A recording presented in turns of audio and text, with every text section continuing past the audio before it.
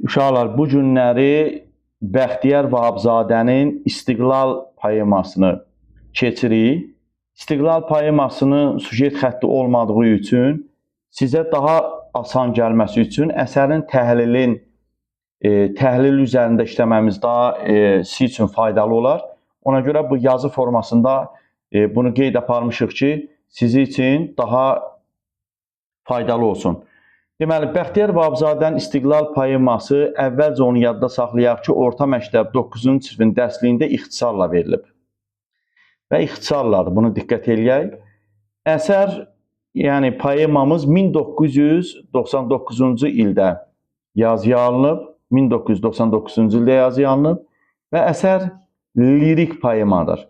Biz vaxtı ilə də qeyd aparmışıq ki, lirik poemalar sujet xətti olmayandır. Yəni, sujetsiz poemalarımız lirik poemalar adlanır və şeir vahidi bənddir, bənd şəklindədir və burada hər bənddə, belə deyək, 4 misra var. Hər bənddə 4 misradan istifadə olunub. Hər misrada isə 11 heca var. Yəni, heca vəzindədir. Amma biz bilirik ki, bəzən uşaqlarımız qarışıq, yəni sizlər qarışıq salırsınız ki, 11 hecalı o dəqiqə qoşma deyirlər şagirdlərimiz. Amma bilirik ki, bu artıq poemadır. Qoşmanın özünə məxsus cəhətləri var. O cəhətlərin biri odur ki, qoşmalar 3, 5, 7 bənddən ibarət olur. Qoşmaların sonunda möhürbənd, sonuncu bənd möhürbənd olur. Sonra qafiyə sistemi xüsusi iləndir. Ona görə, yəni buna belə deyək, qoşma demək olmaz. Həm də qoşma şeirdir, bu isə poemadır. 2 hissəlidir və əsərimiz sujetsizdir. 2 hissədən ibarətdir və əsərimiz sujetsizdir, yəni sujet xətti yoxdur. Gülüstan poemasının davamı kimi yazılmışdır. Buna diqqət eləyək. Gülüstan poeması biz Bəxtiyar Vahabzadənin yaradıcılığında da keçmişdik.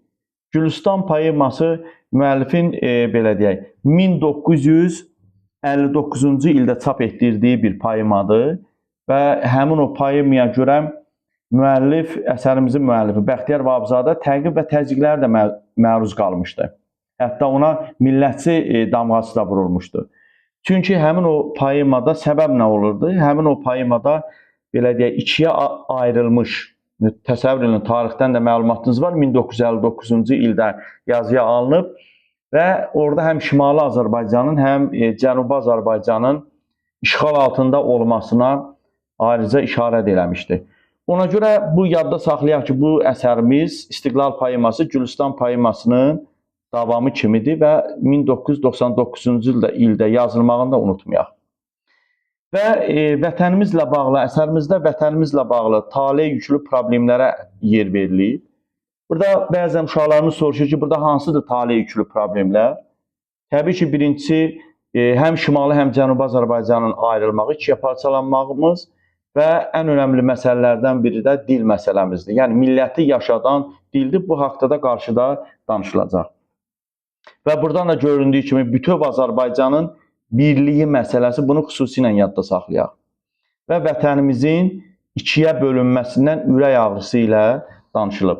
Yəni, bu sırf olaraq 1813-cü ildə Gülüstan müqaviləsi və 1828-də Türkmənçay müqavilələrin nəticəsinə görə bilirsiniz ki, vətənimiz ikiyə parçalanıb və ona etiraz olaraq yazılıb.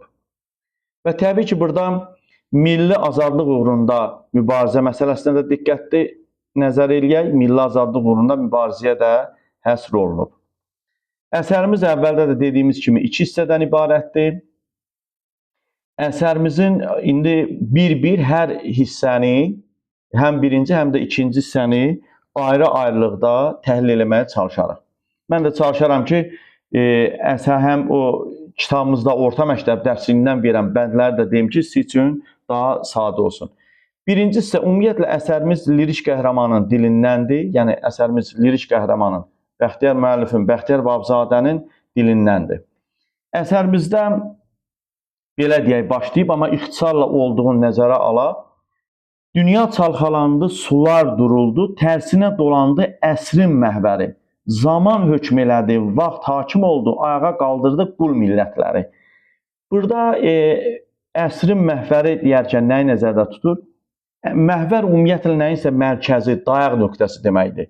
Yəni müəllif demək istəyir ki, həmin bu əsrin, yəni belə deyək, 20-ci əsrin dayaq nöqtəsi tərsinə dolandı. Hətta qul millətlər. Burada qul millətlər kimi nəzərdə tutur? Burada mən təhlildə qeyd aparılıb ki, kölə Afrikanın kölə zənciləri, yəni qullar qəzəbdən, kindən silahlandılar. Yəni qul millətlər onları nəzərdə tuturdu. Qul millətlər ayağa qalxdı. Yəni Afrikada yaşayan qul millətlər ayağa qalxdı. Və öz ağalarını məmləkətlərindən qovdular. Yəni qovmaq nə deməkdir burada? Yəni azadlıq əldə etdilər. Və müəllif burada etiraz olaraq bədii sual şəklində, burada qeyd aparılıb, bədii sual şəklində belə deyək, misralarda bədii sual şəklində öz etirazını bildirir. Əvvəlcə biz misralara diqqət eləsək, göyə dirək oldu amanım ahım, halalca haqqımız bizdən yan qaçar. Zəncinin bəxtini açan Allahım, bəs mənim bəxtimi nə zaman açar? Burada bədii sual şəklində deyir ki, zəncinin bəxtini açan Allahım, bəs mənim bəxtimi nə zaman açar? Burada bədii sual var, bir növ belə deyək, bədii sual şəklində öz etirazını bildirib və müəllif deyir ki, Afrikanın 20-ci əsrdə Afrikanın bir çox millətləri, xalqları azadlıq əldə etdilər, amma bizim halalca haqqımız bizdən yan qaçıb. Halalca haqqımız bizdən yan qaçıb. Və ardıca müəllif vətənimizi ikiyə ayıran, yəni Şimali və Cənubi Azərbaycanı ayıran müqaviləni, Gülüstan müqaviləsini ifritə adlandırır. Və bu ifritanın kağızı qələmi nədənmiş deyir. Yəni burada da sual verir, bədii sual şəklində. Və misralarda da belə qeyd aparılıb ki, yaman uzun çəkdi hökmü bu qəsdin. Ayrılıb ikiyə döndü bir vətən. Gülüstan adlanan bu ifritənin kağızı qələmi nədənmiş görən. Yəni burada müqaviləni 1813-cü ildə bağlanmış müqaviləni müəllif ifritə adlandırır və buna da etirazını bildirir. Və ardıca davam edir ki, bizim aramızda Gülüstan tikanlı məftilə döndü. Burada bizim aramız deyərkən nəyi nəzərdə tutur? Şimali və Cənubi Azərbaycanı nəzərdə tutur ki, yəni Şimali və Cənubi Azərbaycan ayrıldı bu müqaviləyə görə və orada həmin bu Gülüstan müqaviləsi tikanlı məftilə dönüb. Və ardıca belə deyək, o misralarda da belə qeyd aparılıb ki, o kağız, o yazı yumdu gözləri. Yanan ürəklərdə od külə döndü. Bizim aramızda o gündən bəri Gülüstan tikanlı məftilə döndü. Və müəllif ardıca belə deyək, bir millətə iki hakimin dili doğmalaşdı qeyd aparır. Burada iki hakim deyərkən, yadda saxlayaq, Rusla İranı nəzərdə tutur. Yəni Şimali Azərbaycanda Rusları, Cənubi Azərbaycanda isə İran hakimiyyətini nəzərdə tutur. Bir millətə iki hakimin dili doğmalaşdı. Yəni burada demək istəyir ki, Şimali Azərbaycanda Rus dili, Cənubi Azərbaycanda isə İran dili hakim dili oldu. Və bizim doğma ana dilimiz isə yasaq oldu. Və bunu xüsusi burada qeyd aparım ki, şəhidlər poemasında ümumiyyətlə ana dili məsələsi yoxdur. Onu xüsusilə yadda saxlayaq. İstiqlal poemasında var. Amma şəhidlər poemasında ana dil məsələsi yoxdur, ona diqqət eləyək. Və ardıca misralarda qeyd aparıb ki, yüksək məqamlarda dilimiz yasaq oldu, qovulub kətdə kəsəkdə yaşadı. Müəllif buna da etiraz eləyir və bu nə deməkdir burada? Təhlildə qeyd aparılır ki, dilimiz yalnız belə deyək, yüksək məqamlarda yasaq oldu. Yəni dövlətin dili şimalda Rus, cənubda isə Fars dili oldu. Yəni budur, amma bizim dilimiz isə qovulub kətdə kəsəkdə yaşadı. Yəni dilimizin yasaq olduğuna işarə edir. Yəni ana dilinin, Azərbaycan dilinin yasaq olduğuna işarə edir. Həm şimalda, həm cənubda. Və müəllif ardıca qeyd aparır ki, dil varsa xalq, şan, şöhrət də var. Dil yoxsa millət də, varlıq da yoxdur. Yəni müəllif dilin önəmindən bəhs eləyir ki, yəni bir millətin, xalqın yaşaması üçün, var olması üçün mütləq şəkildə dil olmalıdır. Və ardıca müəllif qeyd aparır ki, məmləkət quzeydə ayağa qalxdı. Buna diqqət eləyək. Quzey deyərkən burada Şimali Azərbaycanı nəzərdə tutur və ayağa qalxdı deyərkən, yəni 1991-ci ildə müstəqilliyimizə işarə eləyir bu misralarla. Müəllif bu misralarla 91-ci ildə belə deyək, Azərbaycanın müstəqillik əldə etməsinə işarə edir. Yəni Şimali Azərbaycanın daha doğrusu desək. Ardıca bir təpə, bir dağla üz-üzə gəldi. Buna diqqət eləyək. Burada təpə deyərkən Azərbaycan nəzərdə tutur, bir dağda yəni Rusiya nəzərdə tutur. Yəni bu da 1990-cı il 20 yanvar faciəsinə, qırğınına işarədir. Buna diqqət eləyək. Onlar milləti tankların altında əzdilər. Onlar deyərkən Rusiya nəzərdə tutur müəllif. Onlar Rusiya, yəni Rusiya nəzərdə tutur. Milləti, yəni bizimkiləri tanklar altında əzdi. Yəni bu misralarla da müəllif 1990-cı il 20 yanvar faciəsinə belə deyək, işarə edir. Və bu məsələdə belə qeyd aparaq ki, və xüsusilə bu məsələ deməli 20 yanvar faciəsi təbii ki biz bilirik ki, şəhidlər poemasının əsas, yəni belə deyək, mövzusudur və burada da 20 yanvar faciəsinə bir neçə misrada işarə edib, müəllif işarə edib. Və ardıcan belə deyək, müəllif qeyd aparır ki, misralarda qeyd aparır ki, millət öz arzu, niyyəti, inamı, inadı, imanı ilə millət olur. Yəni burada bir millətin millət olmaq xarakter xüsusiyyətlərini yazıb ki, bir millət arzusu ilə, niyyəti ilə, inamı, inadı və imanı ilə millət olur. Yəni bir millətin millət olması üçün olan məsələləri müəllif burada sadalayıb. Və ardıcan qeyd aparır ki, dərk edib bu haqqı, bu həqiqəti şəhid qanı ilə torpağı suvardıq.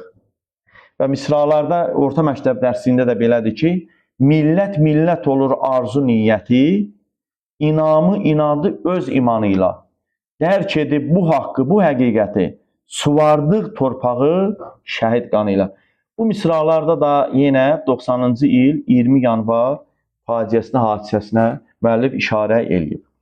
Və əsərimizdə belə deyək, birinci hissəmiz yəni belədir, yəni bu cürdür və keçək görə ikinci hissədə hansı məsələlərə müəllif toxunub. Yenə də ikinci hissəmiz lirik qəhrəmanın, yəni müəllifin dilindəndir.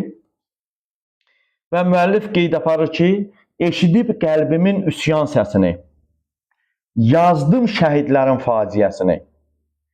Dilək bir çiçək də bitirə bilməz.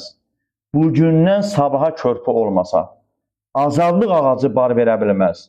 Şəhidlər qanı ilə suvarılmasa. Burada yenə yazdım şəhidlərin faciəsini deyərkən, yəni biz bilirik ki, şəhidlər poemasının hissələrindən birində elə şəhidlər adlı hissə var və o həmin o hissiyə də belə deyək işarə eləyib. Yenə də desək 20 yanvar faciəsi ilə bağlı şəhidlər poemasını nəzərdə tutur müəllif. Azadlıq ağacı şəhidlər qanı ilə suvarılmasa bar verə bilməz. Buna da diqqət eləyək ki, yəni belə deyək. Azadlığı müəllif qeyd aparır ki, azadlığı ancaq və ancaq şəhidlərin qanı ilə, yəni şəhidlər öz qanı ilə suvarılmasa, yəni şəhid olmasa, yəni hər hansı bir xalqın, millətin azadlığı ola bilməz. Və müəllif yenidən qeyd aparır ki, o şənbə gecəsi ölüb dirildik. O qətil gecəsi xalqın 1000 illik şücaət tarixi təkrar olundu. O şənbə gecəsi deyərkən yenə də 20 yanvar faciəsinə müəllif burada işarə eləyir. Yenə də o qətil gecəsi deyərkən 20 yanvar faciəsinə müəllif işarə eləyir. Bizim orta məktəb dərsində də bu cür belə deyək, bir neçə bənddə bu cür qeyd aparılıb. Məsələn, o bəndənin birini xatırlayaq. O şənbə gecəsi ölüb dirildik. Şərəf papaq oldu, başlara qondu. O qətl gecəsi xalqın 1000 illik şücaət tarixi təkrar olundu. Yəni bu misralarda da xalqın 1000 illik şücaət tarixi təkrar olundu.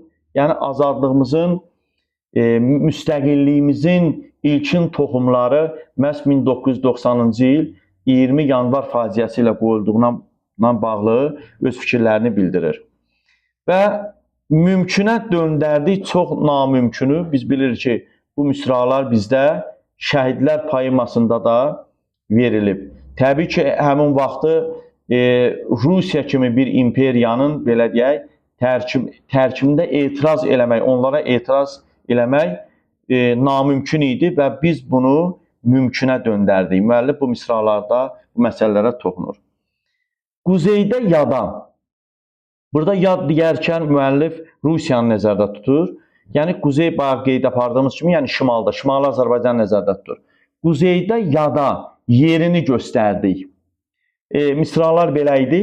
Quzeydə yerini göstərdik yada. Zorun təməlli haqq deşə bildi. Gördük bizdən başqa bu gün dünyada. Bütün ayrılanlar birləşə bildi. Yəni yad Rusiya nəzərdə tutur, yerini göstərdik deyərkən, yəni Şimali Azərbaycan müstəqil oldu, bunu nəzərdə tutur müəllif. Və bir-birimizə həsrət qalmışıq. Burada bir-birimiz nəzərdə tutarkən müəllif həm Şimali və Cənubi Azərbaycan nəzərdə tutur. Bir ikən ikiyik. Bir ikən ikiyik və burada da yəni Şimali və Cənubi Azərbaycanın belə deyək, bir xalq, bir millət olduğunu nəzərə çatdırır ki, artıq biz birik, amma artıq ikiyə ayrılmışıq. Bunu nəzərdə tutur. Bir ikən ikiyik bu halımızla. Biri-birimizə həsrət qalmışıq. Biz hələ bu gün də xəyalımızla həsrətin üstündən körpü salmışıq. Və burada yenidən müəllif belə deyək, Şimali və Cənubi Azərbaycanın bir-birindən ayrı olduğuna işarə edir. Və yenidən burada Xudafərin körpüsü bölünən bir xalqın göz dağı olduğuna işarə edir. Və həmin misralar da belədir. Daş körpü vəhdətim, daş Xudafərin, gərəksiz daşların qalağı oldu. Üstündən bir kimsə keçə bilmədi. Bölünən bir xalqın göz dağı oldu. Burada Xudafərin körpüsü Şimali və Cənubi Azərbaycanın ayrılma, belə deyək, ayrılma nöqtəsi kimi müəllif burada göstərib və bunu da xalqımız üçün, millətimiz üçün göz dağı olduğuna işarə eləyir. Və müəllif ardınca 2 əsrdir ki, yəni bunu deyərkən 1813-dən bu üzə olan məsələləri deyirdi ki, 2 əsrdir ki, o daş körpünün, yəni daş körpü deyərkən Xudafərini nəzərdə tutur. Bu tayında mənəm, o tayında sən. Yəni bu tayında mən deyərkən Şimali, o tayında sən Cənubi Azərbaycanı nəzərdə tutur. Yəni xalqımızın 2 əsrdir ki, ayrılmasına işarə eləyir. 2 əsrdir ki, o daş körpünün bu tayında mənəm, o tayında sən. Sökülüb dağılır daşlar günbəgün. Sərhəd dirəkləri xəbərsiz oldu. Bizim qəlbimizdən keçən körpüdən. Və müəllif burada ardıcan xalqın bir gün dağın köksünə dağ çəkəcəyi verilir. Yəni burada bunu xüsusi yadda saxlayaq ki, vətənimiz ikiyə bölünsə də əsərimizdə bir inam var, gələcəyə bir inam var. Buna biz yadda saxlayaq və əsərimizdə bir nikbinlik olduğunu unutmamaq lazımdır ki, əsərimiz nikbin bitir. Yəni buna xüsusi diqqət eləyək uşaqlar. Şəhidlər poemasında da yəni qeyd aparıldığı kimi xalqın bir gün dağın köksünə dağ çəkəcəyi verilir. Yəni xalq bir il gec, bir il tez öz məftil çəpərlərini yenə qıracaq.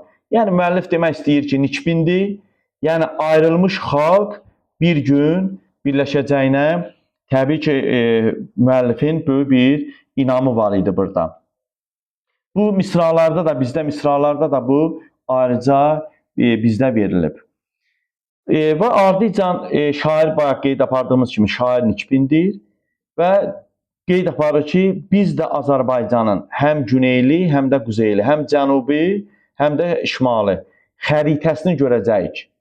Yəni burada müəllif demək istəyir ki, biz gələcəkdə həm şimali, həm cənubi Azərbaycanın birləşəcəyinə bir inamı verilmişdir. Şair xalqın birləşəcəyinə, vətənimizin bütövləşəcəyinə təbii ki, inamı əks olunmuşdur. Məsələn, baxaq görə misralarda burada necədir? Zülm öz-özünə kəsilir qənim. Baxın öz yönünü dəyişən çarxa. Suyun gəlməsinə şübhəm yox mənim. Bir vaxt şırıl-şırıl su gələn arxa. Salar yadımıza bugün cahanın rəngləri dəyişən 5 qitəsini. Biz də görəcəyik Azərbaycanın güneyli, quzeyli xəritəsini. Yəni bu son misralarda da müəllifin gələcəklə bağlı inamı əks olunmuşdur.